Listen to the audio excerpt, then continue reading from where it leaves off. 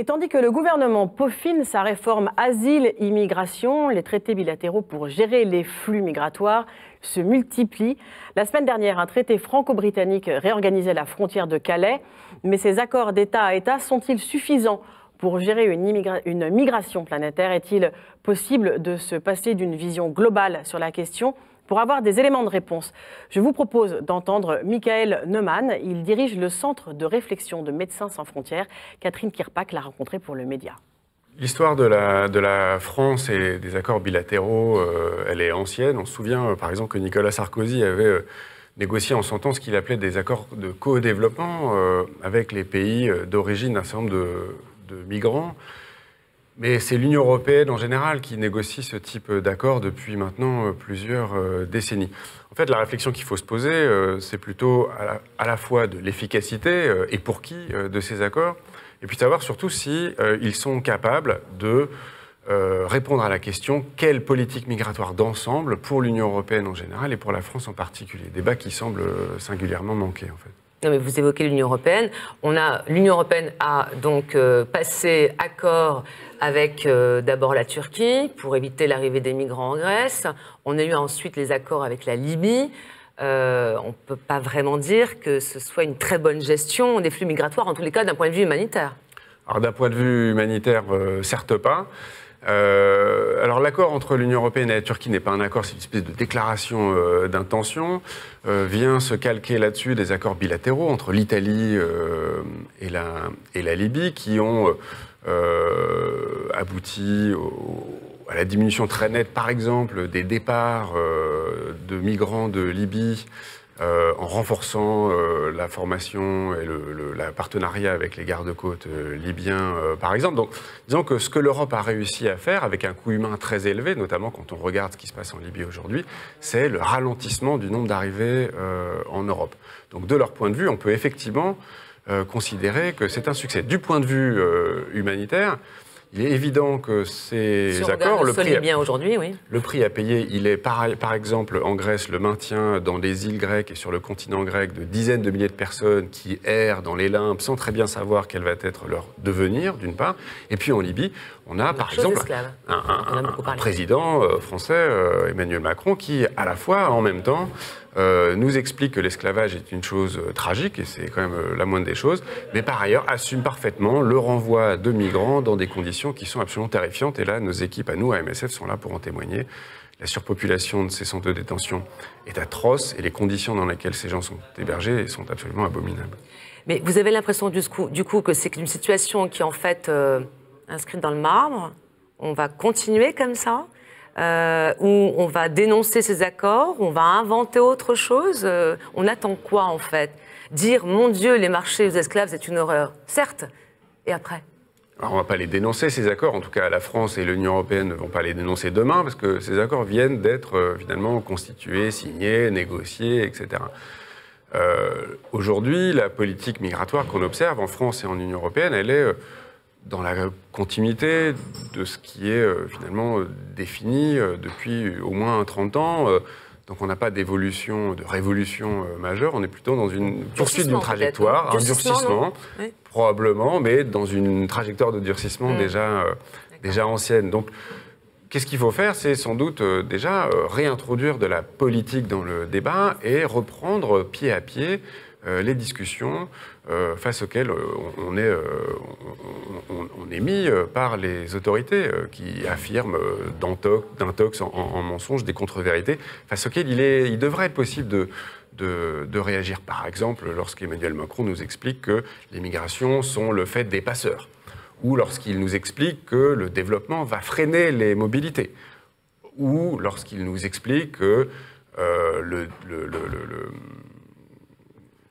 Vous parlez de développement qui va freiner ou pas les mobilités. Le développement freine quand même un peu les mobilités, ou vous dites que c'est un contresens et un mensonge? C'est un contresens. Historiquement, le développement favorise bien davantage la facilité avec laquelle les gens sortent, vont ailleurs, s'expatrient. Il n'y a qu'à regarder nos pays à nous, l'Union européenne, enfin l'Europe en général, les États-Unis, le Canada.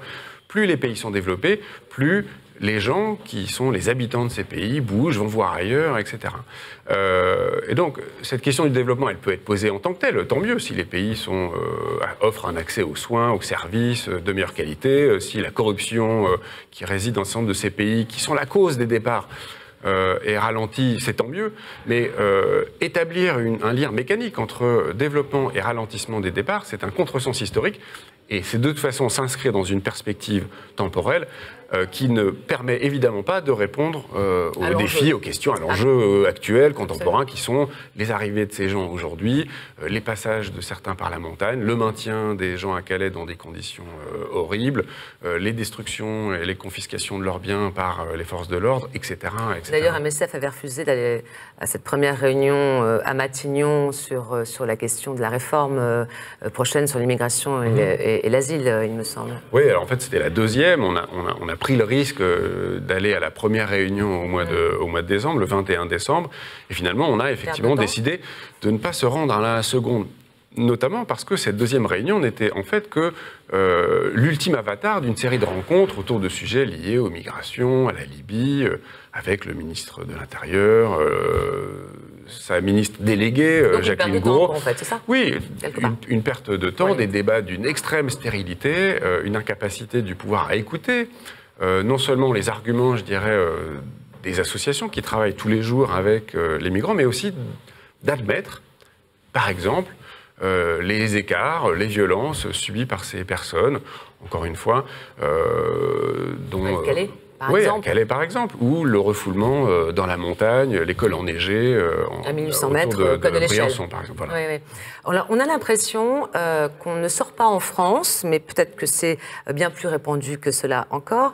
On ne sort pas de cette dichotomie entre ceux qui sont les, on va dire, les gentils, les acceptables, donc qui, évidemment, les réfugiés qui ont droit à l'asile, et tant mieux, ils ne sont pas si nombreux que ça du reste de notre pays, peut-être le rappeler. Et puis, vraiment les illégaux, enfin les clandestins. Et en fait, cette dichotomie, elle n'est juste pas la photographie réelle de ce monde de migrants. Surtout, elle bloque le débat. Elle bloque le débat, absolument. La politique migratoire en France s'inscrit dans cette dichotomie, dans ce diptyque asile légitime et migration économique illégitime. Et c'est l'argument central, absolument quasi directeur, en tout cas, de la politique d'Emmanuel Macron, Édouard Philippe et Gérard Collomb, qui organisent l'entièreté de leur discours autour de cette séparation. Or, elle pose un certain nombre de problèmes. Peut-être dire d'abord une chose, c'est que effectivement l'asile politique, enfin l'asile tel qu'il est reconnu par la Convention de 1951, est un outil utile. On le voit pour une organisation comme MSF, il permet de tenter, en tout cas, si ce n'est de garantir, du moins, de demander à ce que les populations rohingyas birmanes qui fuient la Birmanie puissent être accueillies dans de bonnes conditions, ou dans des conditions, je dirais, correctes, au Bangladesh. De même, pour les Syriens qui sont arrivés en Allemagne en 2015, ou encore pour des Sud-Soudanais qui franchissent la frontière avec l'Ouganda ces dernières années. Donc il n'est pas pour nous question de remettre fondamentalement, totalement en question l'accès à cette protection particulière. Par contre, elle pose un certain nombre de problèmes. D'abord, elle fige entièrement, elle naturalise la question de l'asile politique, et elle ne prend pas en compte, je dirais, elle est évidemment excluante, et elle ne prend pas en compte la variété des profils que nous voyons, avec lesquels nous travaillons tous les jours, les trajectoires de vie des gens qui sont passés par la Libye, par exemple, par cet enfer libyen, ne se voient pas garantir de protection supplémentaire, malgré les conditions désespérantes dans lesquelles ils ont passé plusieurs mois en Libye. Ou alors, ce que François Sureau appelle l'asile existentiel. L'idée que les gens fuient aussi le manque de démocratie, le manque d'accès à l'emploi, le manque d'accès à l'éducation, la corruption qui rend leur vie quotidienne absolument terrible, et qu'il est nécessaire de repenser, sans doute de manière un petit peu plus souple, cet asile. Et puis, dernière chose, il me semble important de rappeler que plus l'asile devient la seule route possible pour accéder à la France ou à l'Europe ou à n'importe quel territoire, plus l'ensemble des gens candidats à la mobilité vont tenter d'emprunter cette route, et donc effectivement engorger le système, parce que parmi un certain nombre de ces personnes, eh bien, il y en aura qui ne sont effectivement pas légitimes, mais qui, ne bénéficiant d'aucune autre porte d'entrée, finalement, doivent se résoudre à accéder à la France par l'asile. Et donc, on a des bouchons, un engorgement, et donc une embolie du système.